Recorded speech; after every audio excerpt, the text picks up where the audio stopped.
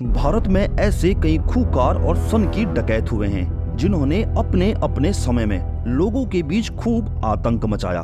इन डकैतों ने अपनी सनक में कई लोगों को मौत के घाट भी उतार दिया। हिंदुलॉजी फैक्ट के आज के इस वीडियो में हम आपको एक ऐसे ही डकैत और ठग के बारे में बताने जा रहे हैं जिसका नाम ही खौफ और दहशत का पर्यायवाची बन गया था। इस डकैत के गिरोह में तकरीबन 250 लोग थे जो तीर्थ यात्रियों, व्यापारियों और बारातों के पूरे काफिलों को लूट लिया करते थे। इस डकैत ने एक दो नहीं बल्कि 931 लोगों की बेरहमी से हत्या की थी। आखिरकार 75 साल की उम्र में इस खूंखार डकैत का अंजाम भी दर्दनाक हुआ। भारत का सबसे खूंखार डकैत कहे जाने वाले इस ठग का नाम था बहराम। बहराम मध्य प्रदेश के जबलपुर का रहने वाला था। इसका जन्म साल 1765 में हुआ था। बचपन से ही बहराम बेहद क्रूर प्रवृत्ति का था। मात्र 10 वर्ष की आयु में इसकी दोस्ती उस समय के एक कुख्यात ठग सैयद अमीर अली से हो गई थी, जो बहराम से उम्र में 20 साल बड़ा था। सैयद अमीर अली की संगत में आते ही बहराम की जिंदगी अपराध और ठग के रास्ते में मुड़ती चली गई। अमीर अली से ही बहराम ने ठगी, हत्या और लूट के गुर सीखे थे। तकरीबन 25 साल की उम्र में आते आते बहराम ठगों की दुनिया का बादशाह बन बैठा और इसने 250 क्रूर हत्यारों का एक गिरोह बनाया। करीब 4-5 सालों में ही बहराम और उसके गिरोह ने इतनी लूट और हत्याओं को अंजाम दिया कि लोग इनके नाम से ही कांपने लगे। बहराम के डर से वो सारे इलाके सुनसान पड़ने लगे जहां भी बहराम और उसके गिरोह ने अपना गढ़ बनाया था। बहराम और उसके लोग वेश बदलकर व्यापारियों और तीर्थयात्रियों के काफिले और बारातों में शामिल हो जाते, जिसके बाद वे लोगों से दोस्ती कर उन्हें खाने में नशीली चीजें देते। लोगों के बेहोश होते ही वह सब कुछ लूट कर फरार हो जाते।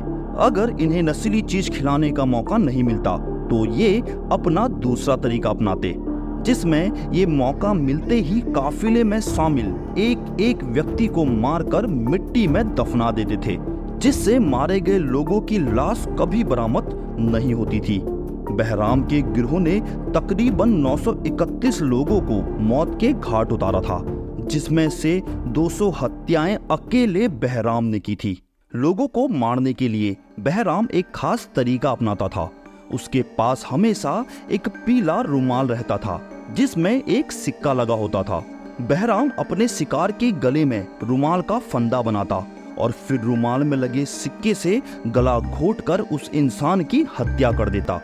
हत्या करते समय यह पीले रुमाल को पूरी ताकत से खींचता था। रुमाल में लगे सिक्के से इंसान के गले का कंठ बुरी तरह टूट जाता, नसें फट जाती और आंखें चेहरे से बाहर निकल आती थी। वारदात करते समय बहराम और उसका गिरोह रामोस नाम की सांकेतिक भाषा का इस्तेमाल करते थे। इसी भाषा के जरिए बहराम अपने गिरोह को यह बताता था कि काफिले में किस आदमी को टारगेट बनाना है और उसे कब लूट कर मार डालना है। इसके गिरोह के लोग इतने शातिर और बेरहम थे कि इशारा मिलते ही वह लोगों को मारने में थोड़ा भी नहीं हिचकिचाते थे। बहराम और उसका गिरोह जब इन घटनाओं को अंजाम दे रहा था, उस समय भारत में अंग्रेजों का शासन था। बहराम और उसके गिरोह से परेशान अंग्रेजी सरकार ने ब्रिटेन से 5 अंग्रेज अफसरों की टीम जांच के लिए भेजी, जिन्होंने काफी भाग दौड़ के बाद यह पता लगाया कि लूट और हत्याओं की वारदातों के पीछे बहराम गिरोह का हाथ है। लेकिन अंग्रेज अफसरों की यह टीम गिरोह के किसी भी आदमी को पकड़ तक नहीं पाई। साल 1790 से 1840 तक बहराम गिरोह लूट और हत्या जैसी वारदातों को अंजाम देता रहा। बड़ी संख्या में लोगों के गायब होने के कारण ब्रिटिश सरकार पर भी लगातार दबाव पड़ता रहा।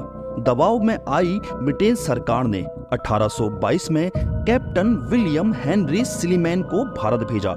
कर्नल स्लीमैन ने बहराम को पकड़ने के लिए तकरीबन 15 सालों तक भारत के कई शहरों की खाक छानी। अंत में कर्नल स्लीमैन को बहराम के उस्ताद सैयद अमीर अली के ठिकाने की जानकारी मिल गई। कर्नल सुलेमान अमीर अली को पकड़ने उसके ठिकाने पर पहुंचा, लेकिन तब तक अमीर अली फरार हो चुका था।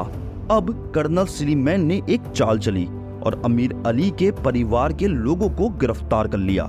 परिवार के लोगों को गिरफ्तार करने के बाद कर्नल सुलेमान ने अमीर अली को धमकी दी कि यदि वह बहराम और उसके गिरोह की जानकारी नहीं देगा तो गुस्साई ब्रिटिश सरकार अमीर अली के परिवार के लोगों को बहराम गिरोह का बताकर फांसी की सजा दे देगी। आखिरकार अपने परिवार को बचाने के लिए सैयद अमीर अली ने बहराम गिरोह की जानकारी दे दी। अमीर अली की बताई जानकारी पर काम करते हुए कर्नल सुलेमान ने 1838 में बहराम को गिरफ्तार कर लिया।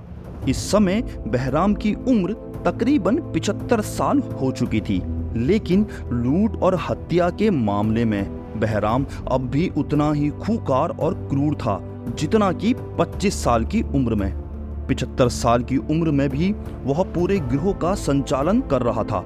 बहराम के पकड़े जाने के बाद उसके गिरोह के बाकी लोग भी एक एक करके पकड़े गए। साल 1840 में ठग और हत्यारे बहराम के साथ उसके गिरोह के सभी कुख्यात अपराधियों को जबलपुर में सरेआम एक पेड़ पर फांसी में लटका दिया गया। गुस्साए लोगों ने उनके ऊपर जूते, चप्पल और पत्थरों की बरसात कर दी।